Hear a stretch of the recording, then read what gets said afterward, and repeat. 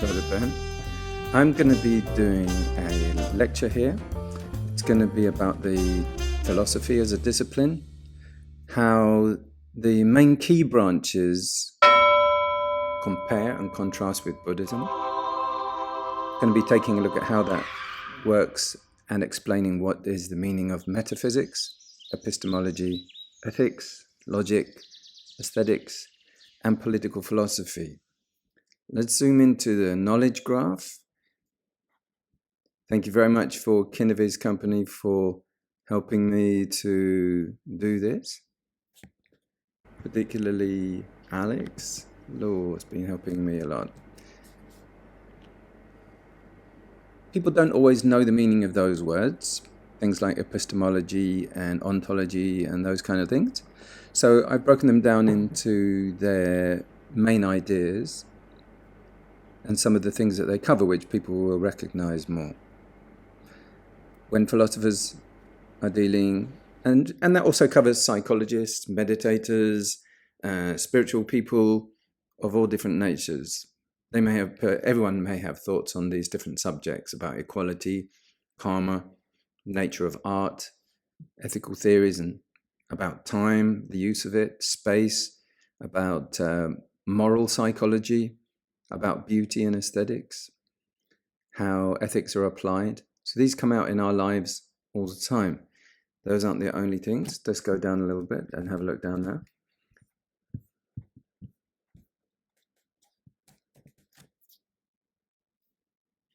Skepticism, reasoning, formal logic, informal fallacies and rights, skepticism, freedom, identity. All these things come under today's subject. So we're going to be looking at those one by one, going through Westerners, what they've said about that and based their quotes and main reputation on, and how it contrasts with Buddhism.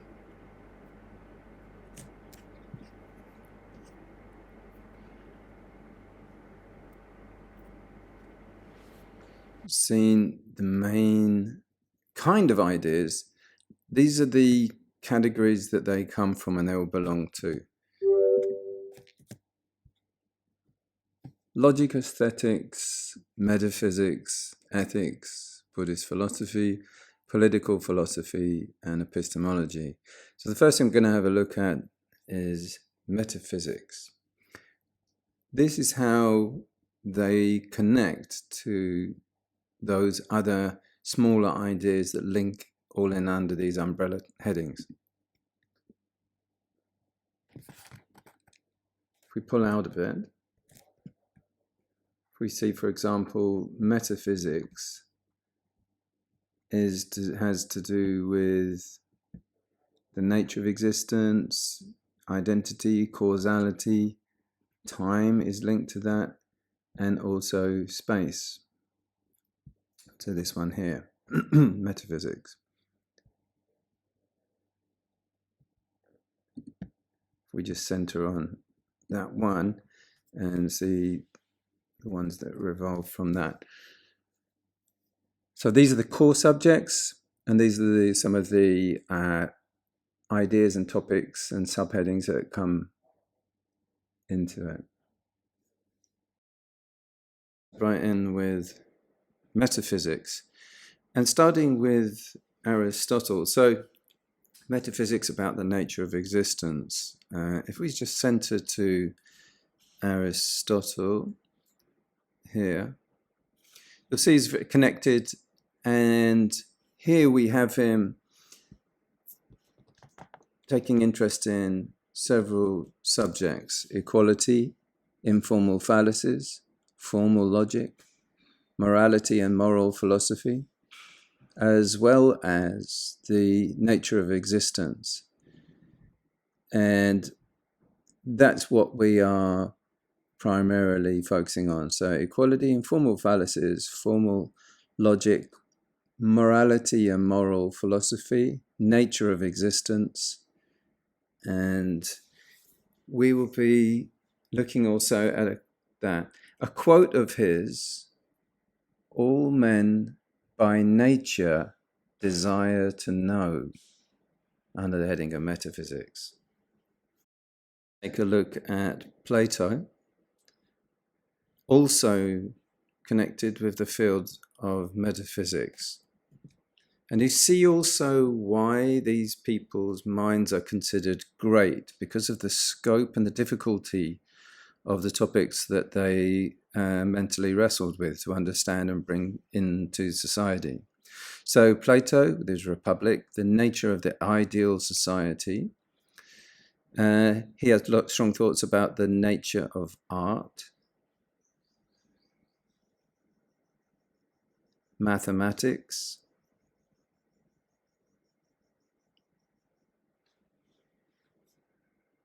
deductive reasoning. A quote from him, which says a lot about his philosophy, that the forms are the causes of all things, to Parmenides. So this can be explained if you consider a uncarved natural rock, and that in the mind the person conceives a perfect sphere.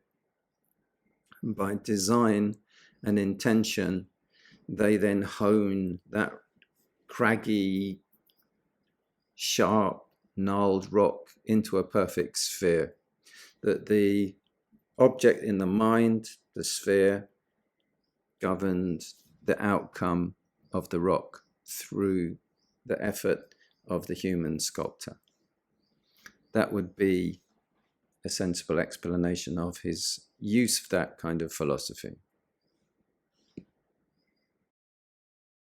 The next area of metaphysics we're going to be looking at is identity.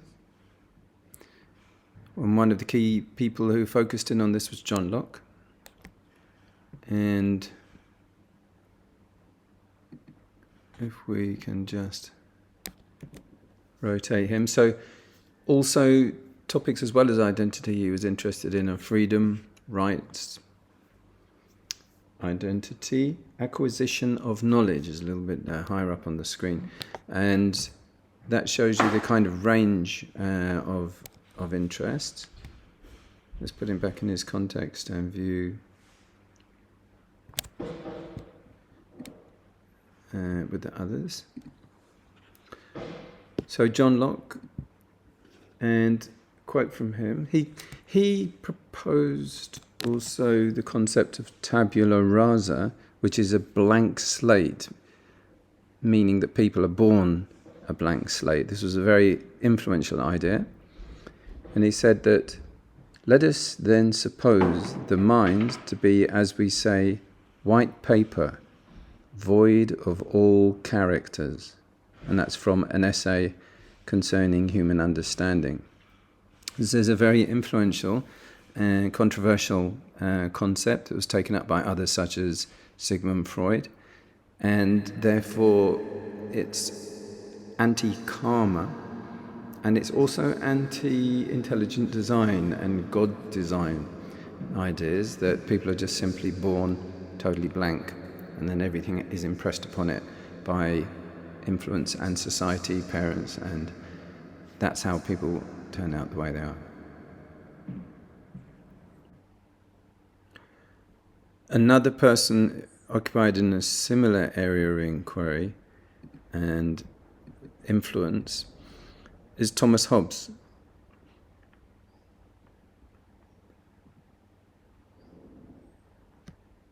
Very interested in the subject of rights, interested in the subject of freedom, identity.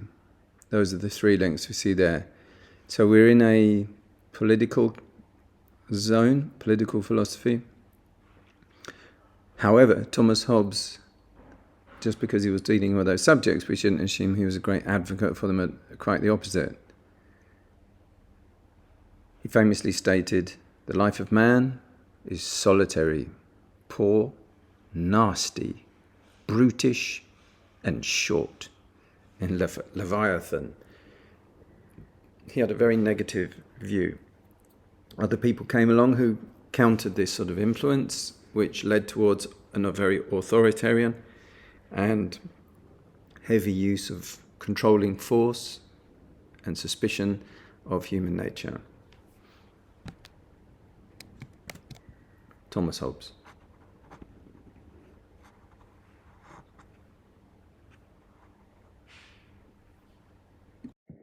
On the subject of causality, one of the metaphysical subjects, nature of existence, identity, causality. We have also David Hume here. And let's take a look in his areas: skepticism, justification of beliefs, and if we pull out a little bit, we also see this one, metaethics. What's that? When you're looking at questions such as what is the nature of moral statements? Are they expressions of personal preferences, objective facts, or something else? Or are moral truths objective or subjective? Do moral principles actually exist independently of human beliefs and preferences? Or how do we know or understand moral concepts? Do moral judgments rely on what? Reason, on emotion, on intuition, or something else? And then what is the relationship between morality and other domains, such as religion, or law, or social norms? So, David Hume. In this case, we're looking at his ideas of causality. He questioned the concept of causality, stating, custom, then, is the great guide of human life in an inquiry concerning human understanding. So again, we get a contrast with the Buddha, who talked about how custom was just custom. It's not a great guide, and it's often faulty, for example.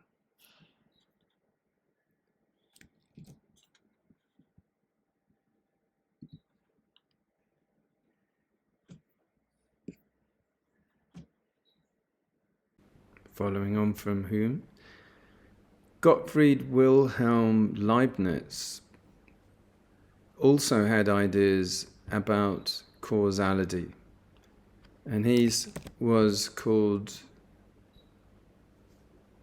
the principle of sufficient reason. And that is that an idea where maybe we take for granted now, which is that nothing happens without a reason. Gottfried Wilhelm Leibniz. So we can see how this fits in with our subject of metaphysics. This aligns with the Buddha's rationalism and his understandings of karma and causality and the dependent origination, that things that aren't happening out of God's will, they're not happening out of fortuitous chance, they're not happening out of astrological influences, they are happening because of causes. Where there are causes, there are conditions, and those conditions become new causes for new conditions, and ad infinitum, that goes on and on.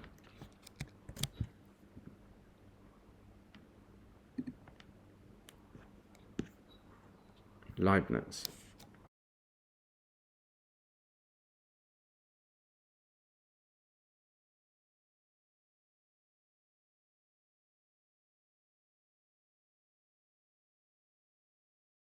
Causality is a critical topic.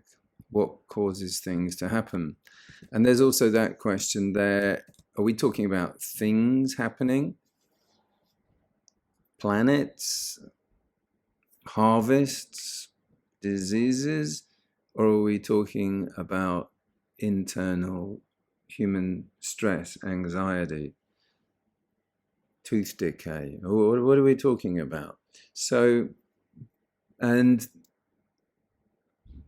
the transition of Enlightenment thinking from very magical thinking, very alchemical thinking, to scientific thinking, now we're looking at causality. Bertrand Russell. So his his metaphysical look at causality parallels in some ways with the Buddha's dependent origination. Bertrand Russell's ideas on causality, he rejected the traditional notions of causality as just a necessary connection between events. His approach to causality is rooted in Western philosophy and logic, particularly influenced by thinkers like David Hume and Immanuel Kant. He focused on logical analysis, empirical observation to understand causality, and often questioned traditional metaphysical explanations. Russell's views on causality tend to emphasize linear cause and effect relationships, probabilistic thinking, and a rejection of supernatural or metaphysical claims. So it's sounding like it's more in line with behaviorism from Skinner than Buddha. So it's in contrast to metaphysical and supernatural explanations. Russell advocates for a naturalistic understanding of causality rooted in empirical evidence and logical reasoning.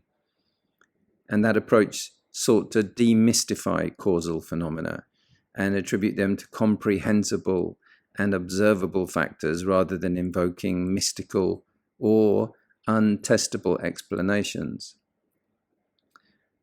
Overall, Russell's ideas on causality reflect his commitment to empiricism, rationalism, and a naturalistic worldview, which are core central tenets of modern scientific inquiry.